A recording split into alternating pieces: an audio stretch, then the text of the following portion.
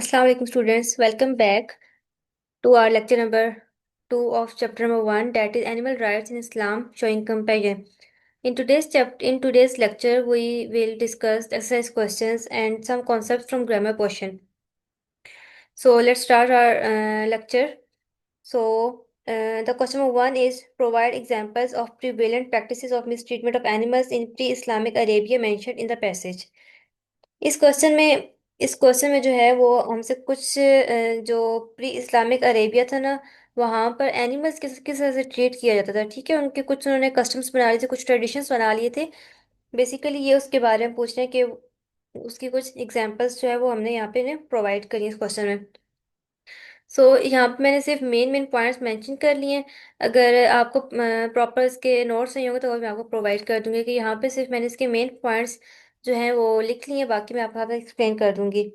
सो जो pre Islamic Arabia था, ठीक है, जिसको हम लोग अरब मुआशरा कहते हैं, बिफोर इस्लाम जो अरब मुआशरा था वहाँ पर जो लोग थे उन्होंने ना कुछ ट्रेडिशंस बना लिए थे अबाउट एनिमल्स। ठीक है, वो करते थे, वो एनिमल्स को जो है वो इकट्ठा, काफी सारे एनिमल्स को इकट्ठा बांध देते थे और उनको दूसरे एनिमल्स के सामने क्या कर देते थे, मारते थे।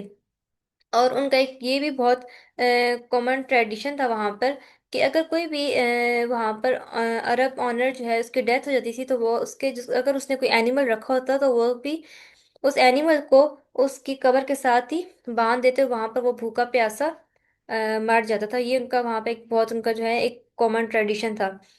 Okay, the next question is how many ayahs in the Quran are dedicated to dealing with animals and what are some surah named after animals and insects?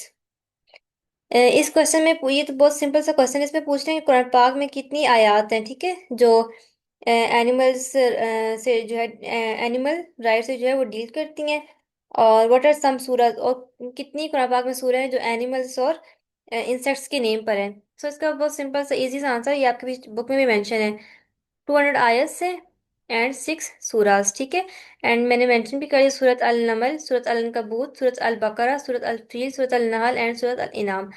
ये 6 सूरत हैं, सूरतें हैं जो एनिमल इंसेक्ट्स के नेम पे, और 200 आयास हैं जो रिलेट जो के रिलेटेड टू एनिमल राइट्स हैं। ठीक है, so the question number 3 is according to the Quran, what interconnectedness among living beings is highlighted and what benefits do animals bring to human lives? ठीक है, इस क्वेश्चन में interconnectedness पूछ रहे हैं अबाउट लिविंग बींग्स, एनिमल्स और humans के दरमियान जो इंटरकनेक्टेडनेस है उसके बारे में कुरान क्या कहता है। उस वो हमने कोई एक आयत यहाँ पर क्या करनी है, मेंशन करनी है, और वो आयत जिसमें और एनिमल्स एनिमल्स से हमें कौन से बेनिफिट्स हासिल होते हैं, ठीक है, उससे रिलेटेड जो कुरान पाक में आयत है वो मेंशन करनी है। इन कुरान पाक अल्लाह से इन सूरत अल नहल, ठीक है, सूरत अल नहल में अल्लाह ताला फरमाते हैं, and the grazing live stock he has created for you in them is warmth and benefit and from them you eat. And the grazing live stock का मीनिंग है मवेशी जो होते हैं, एनिमल्स जो हमने घर में पाले होते हैं। ठीक है, अल्लाह पाक उनके बारे में फरमाते हैं सूरत अल नहल में कि ये जो मवेशी हैं ये मैंने तुम्हारे लिए ही पैदा किए हैं, इनमें से तुम्हारे लिए गर्म लिबास है, ठीक है, वार्मथ एंड बेनिफिट, और भी बहुत सारे फवायद हैं, and from them you eat, और इन्हीं में से तुम खाते भी हो। तो question number 4 is what are some teachings of Hazrat Muhammad सल्लल्लाहु अलैहि वसल्लम regarding the treatment of animals as mentioned in the passage. इस क्वेश्चन में बेसिकली हजरत मोहम्मद सल्लल्लाहु अलैहि वसल्लम ने जो हमें कुछ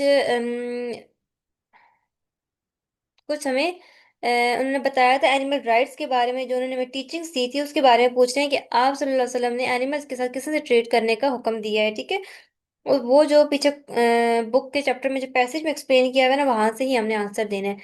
उसका आंसर ये है, हजरत मोहम्मद सल्लल्लाहु अलैहि वसल्लम taught that animals should be treated with kindness, mercy and care. आप वसल्लम ने इस चीज का हमें हुक्म दिया है कि एनिमल्स के साथ नरमी से पेश आए, उन पर रहम कर उनका ख्याल रखें। Emphasize that they are the part of Allah's creation deserve compassion. उन्होंने इस बात पर जोर दिया कि ये भी अल्लाह ताला की एक मखलूक है, ठीक है, इसलिए ये भी हमदर्दी जो है डिजर्व करती हैं। सो ये उसके नीचे पे 3 इसके मेन पॉइंट्स आए, kindness to animal, prohibition of cruelty, reward for compassion. ठीक है, काइंडनेस टू एनिमल, इसके वही वीडियो मैंने आपको एक्सप्लेन कर दी, इनका वही मीनिंग है कि एनिमल्स के साथ जो है काइंड रहें, प्रोहिबिशन ऑफ क्रुएलिटी, ठीक है। जुल्म को जो है उसको रोकना चाहिए, एनिमल्स पर जुल्म किया है तो उस चीज को रोकने का जो है आप सल्लल्लाहु अलैहि वसल्लम ने हुक्म हमें दिया है।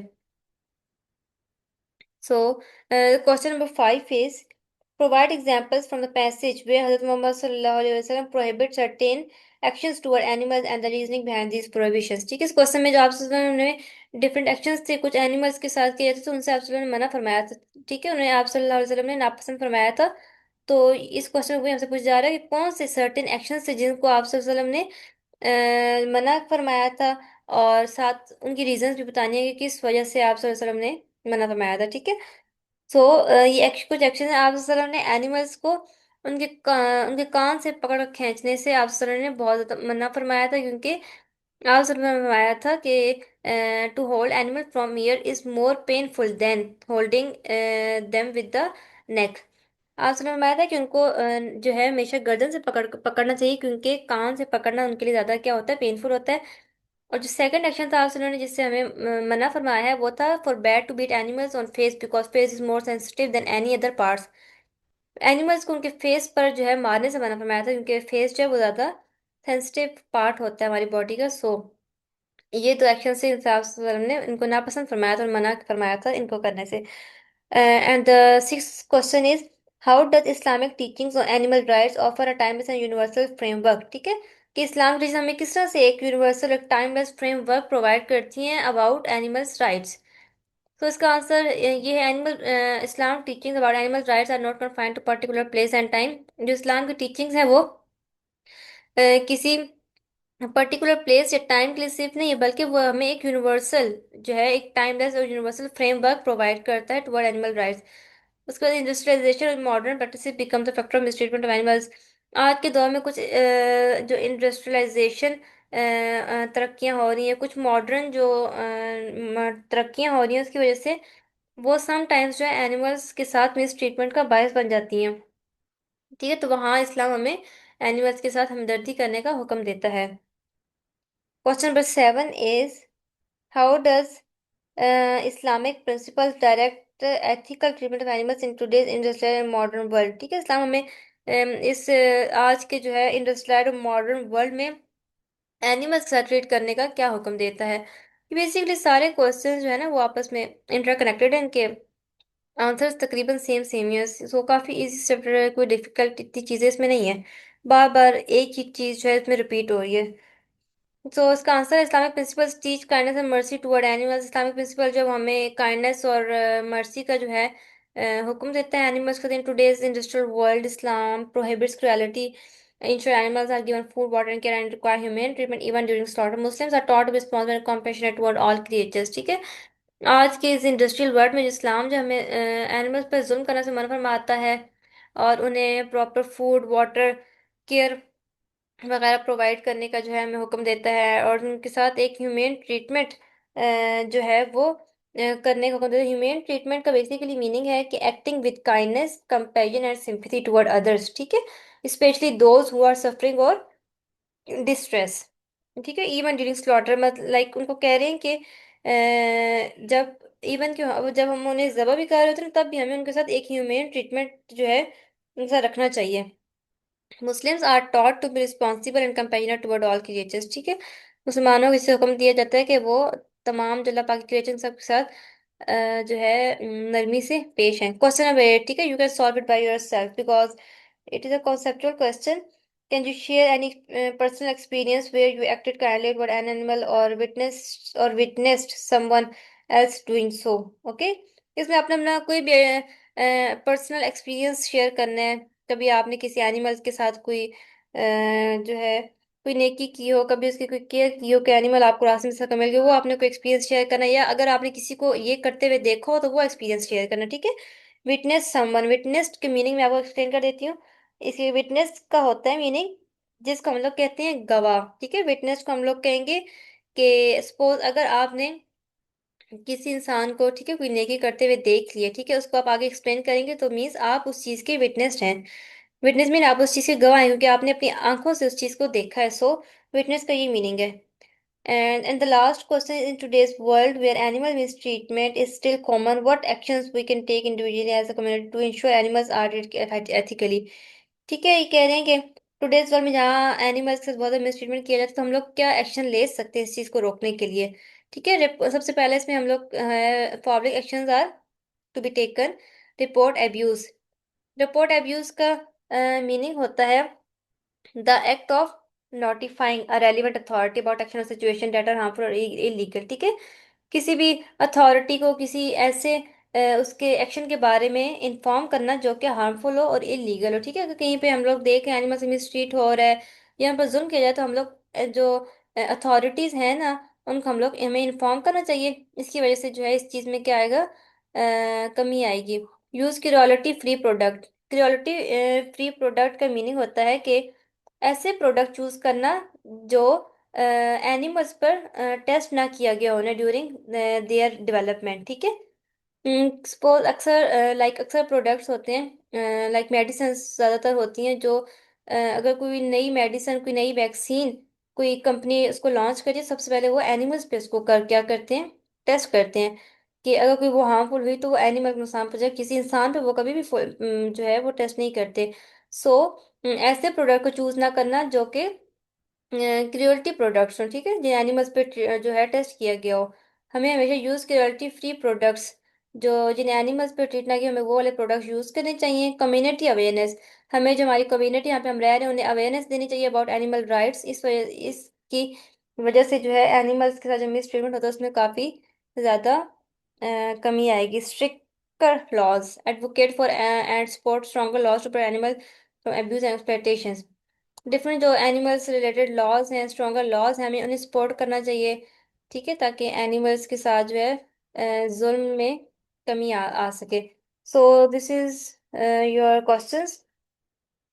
काफी इजी से थे, कोई डिफिकल्ट नहीं था, आपने इनको प्रिपेयर कर लेना है उसके बाद। ठीक है, अब ये हमारा चैप्टर खत्म है। चैप्टर हमारा सिर्फ यही था और आपने इसको चैप्टर को इस तरह से मतलब प्रिपेयर करना है, क्योंकि आपको पता है कि आपके पेपर में एक पूरा पैराग्राफ आता है कॉम्प्रिहेंशन से रिलेटेड जो क्वेश्चंस होते हैं। आपने जो भी पैराग्राफ पढ़ना है आपने उसमें से जरूर देखना है कि इसमें से कौन कौन से क्वेश्चन बन सकते हैं। सो आपने उस तरह से इसकी प्रिपरेशन करनी है अपनी बुक की। साथ ग्लॉसरी मस्ट आपने कर लेनी है, क्योंकि एक क्वेश्चन मस्ट आपका वर्ड्स मीनिंग का आता है, और अगर मीनिंग्स आपको आते हो तो काफी वो इजी आपके लिए हो जाता है, क्वेश्चन कोई डिफिकल्ट नहीं होता। सो अब आगे हमारा इसके बाद हमारा जो है वो ग्रामर क्वेश्चन स्टार्ट हो जाएगा। उसमें हम सबसे पहले पढ़ लेंगे topic sentence, sentence, coating sentence, and the third one is concluding sentence. Okay, so topic sentence. Topic sentence हमारे पास क्या होता है, कोई भी अगर पैराग्राफ है, ठीक है, उसका जो मोस्ट फर्स्ट सेंटेंस होता है पैराग्राफ का, मोस्टली जो फर्स्ट सेंटेंस होता है किसी पैराग्राफ का वो उसका टॉपिक सेंटेंस होता है। क्यों वो टॉपिक सेंटेंस होता है, क्योंकि वो हमें उस पैराग्राफ के सब्जेक्ट से रिलेटेड बता रहा होता है कि ये पैराग्राफ किससे रिलेटेड है। यूजली फर्स्ट सेंटेंस होता है पैराग्राफ, ये यूजली जो है ये फर्स्ट सेंटेंस जो होता है किसी पैराग्राफ वो होता है टॉपिक सेंटेंस। उसके बाद हमारे पास आ जाते हैं स्पोर्टिंग सेंटेंसेस। स्पोर्टिंग सेंटेंसेस जो है वो टॉपिक सेंटेंस के बाद आते हैं। वो सारे ऐसे सेंटेंसेस होते हैं जो हमें, जो हमारे टॉपिक सेंटेंस को क्या कर रहे होते हैं, उसको सपोर्ट कर रहे होते हैं टॉपिक सेंटेंस को।